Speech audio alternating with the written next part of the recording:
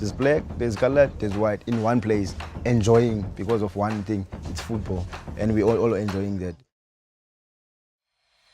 This summer we have the World Cup and all eyes are on Russia and the biggest tournament in world football. But there are other stories around the world about how football is changing people's lives every day and not just for a summer. What I'm looking to do by teaming up with OneFootball and football charity Common Goal, I'm looking to remove myself from the football world that I know and learn what football means to people around the world and how through football charities their lives are being changed for the better.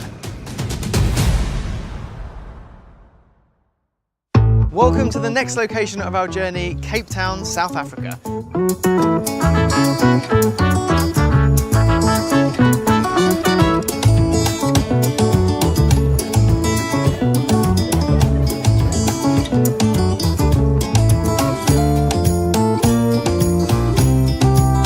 Now, as we know, South Africa was the host of the 2010 World Cup, a tournament not particularly memorable for England fans, but unforgettable for the most annoying sound in football, the vuvuzela. There is, however, a darker side to South Africa, and even though the country's been democratic for well over 20 years, there are still a lot of race and social issues that unfortunately play a big part in the way that kids here grow up, and especially those from poor areas. And that is where the story we're here to tell comes in. There is still so much poverty in South Africa. On the one side of Stellenbosch you get the filthy rich, and just on the other side you get the poor of the poorest, you know, where people are living in shacks and there's not even enough food on some of these people's tables at night to feed their kids. Gangsterism, alcohol, drugs, it's happening in front of us and you can't avoid it. We're coming from school, each and every corner has their members there, so it's kind of really difficult for us in that way. Kids get exposed to it on a daily basis and it's a huge challenge for them. They see nothing else besides this, and sometimes they think that is the right way to go. For it's heartbreaking to see kids like 11 years old who are busy starting joining gangs and stuff like that. What I see in the community, what happened with smaller kids, some of them, they don't have shoes to wear and stuff like that. So one of the gangs member come to them and said, I can buy you shoes, but you must do that for me. And that's a big problem in our community because the mother can't afford to buy shoes. Those guys will become their role models, and those are the guys that they think will lead them one day. Education is not important for them because I can get it easier by doing the illegal thing than doing the right thing. So there's an organisation called training4changeS who are investing in young kids' futures by using football, or more specifically futsal, to help break down the barriers of segregation and give them a better chance at life. I grew up in an environment where there was a lot of gangsterism, and I had a dream to become one of the top footballers. In fact, I had a dream to play for Manchester United. Unfortunately, that didn't happen. But I didn't give up. You know, I knew there was something bigger than just being a great footballer and playing for a top team one day, and then I decided to go into coaching. So I then met a friend of mine in 2010. I showed him futsal and he showed me how we can use sports to impact people's lives. The challenge that we have also in the country, we start with development at 18, that you can't develop an 18-year-old. We started with 6-year-olds because we believe they're little sponges and we believe they can still, you know, you can still invest in them. If you can install in that young age, when he's growing up, he will have different mentality than the older people that we have now, which is our leaders sometimes. Yeah. My name is Nakane. My nickname is Raz. I have been to TFC for 5 years. And there's a busy coach. And then a busy and the solo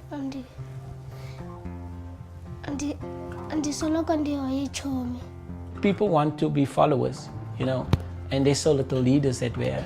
You don't need to be crippled by the fact that you're living in a shack, but there's a dream that you can have to get out of it. That is what we want to teach you. You know, it's time we spend tying laces here. To try and understand the issues that children here face, I went to watch a TFC training session where I would learn about the reasons why TFC use futsal. Getting to experience the games and methods that they use would show me the degree of how the sport can help in a wider social context was far greater than I'd ever thought. So the reason why we use futsal, it's more intimate. It's a smaller sided game. You only need 5 players to play. So there's no way, for example, like on an 11-side field, you can hide. For instance, you are sleeping, the team will concede more goals. So it teaches you quick thinking, movement. You need to be quicker. It really keep you active. So when it comes to the situation when you go back into your community, it's always also decision making. So if you're confronted by guys that maybe say, listen, but we've got some drugs here, we've got some alcohol, do you want to drink with us? There's not a lot of time for you to think about it because of the pressure that is put on you. But for you at that moment, you can make a decision to say, listen, but I have a voice. I can say, no, I don't want to. And that is what we constantly teach our kids, is that you can say no. The futsal is just the medium or the tool that we use to get the kids there. But because they love the game so much, they will listen to you. You have these borders of black, colored and white, which is people tend to be comfortable in those borders, you know, only mainly focusing on, I am black, I will never go to this place, I will never, because this place they will shoot me. I'm colored, I'm never gonna go to this place. I'm white, these people will blame us for the apartheid time. You know, there's a lot of that issues and those create a lot of boundaries. If you can take a child here and took it to Grootersville, she or he won't get comfortable there because he grew up in a place that the mentality was set like that those guys are colored, not human beings. You know, those guys are white, not human beings, you know. We played a game called Mingle Mingle, where you just have to, like, we sing like a song called Mingle Mingle Mingle, and we say groups of 2, groups of 3, and then you have to form groups. And you know, strangely enough, what happened that day is that the white kids just huddled with the whites and the blacks just huddled with the blacks and the coloreds huddled with the coloreds. And then we changed the game and we said, no, you have to mix with somebody else, with the other race or with the other friend. And when we stopped the game, we said groups of 4, literally the black kids stopped and the white kids stopped and they looked at each other and they didn't know they could hug one another. For us, it's important that when the kids come to our programs that they realize we don't talk about I'm black and you colored and you're white. When we come here, we talk about we're a team.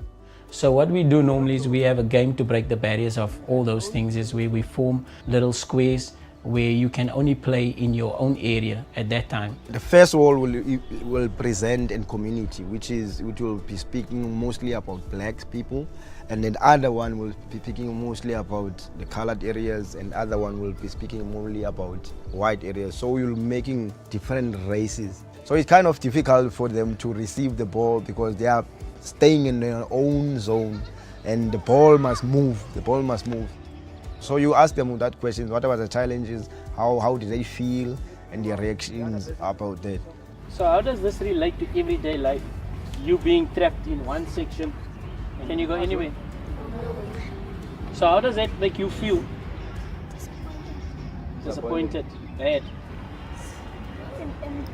You feel angry because you would like to go there, because you feel you want to walk anywhere, but you can't, am I right? And then the second one is an open game. It's where there's no walls are breaking. When the walls are all down, it's where we enjoy, it's where we're free, it's where we're united, it's where we have smiles, and then it's where we're happy. And the fascinating thing about that is the ball that we play with is the center point where everything comes together, where barriers is broken. There's black, there's colored, there's white in one place, enjoying because of one thing, it's football. And we're all enjoying that. He's done it. Nailed it. On our last day in South Africa, we had the chance to go and watch the kids from the T4C Academy team play in a local league match. Having seen them train and been impressed with how good they were for their age, I was looking forward to seeing how they got on.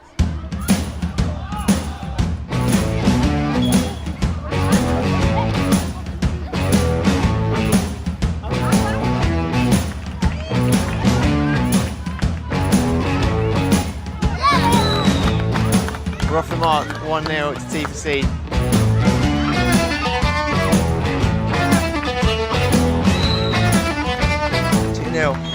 Come on. Well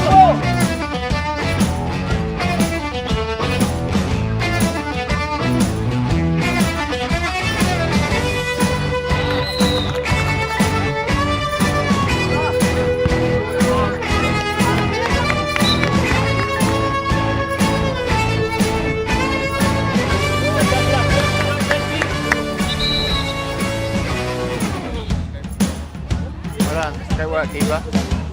Good work. Good work. 1, 2, 3. Whee! Good work, boys. So we've just finished watching the guys play. They got the win, 7-0, so a huge win for them.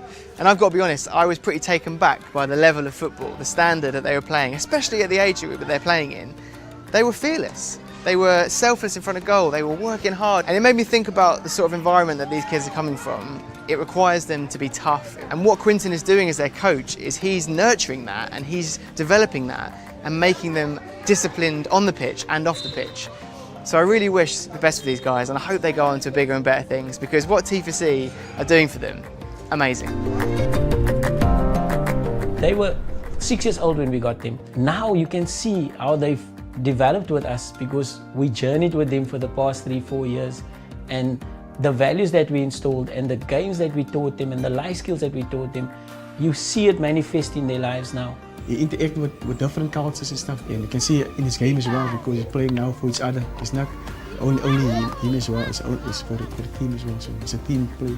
Ibaluleke ukuba ndenzifile kamnandi asikho ezinye izipoti endingadlala. T4C indifundisa ukuba ngabakhetha abanye abantu kuba ndathathwa apha ekhaya mandise kwezinye iindawo andafika ndazijonga kuzo.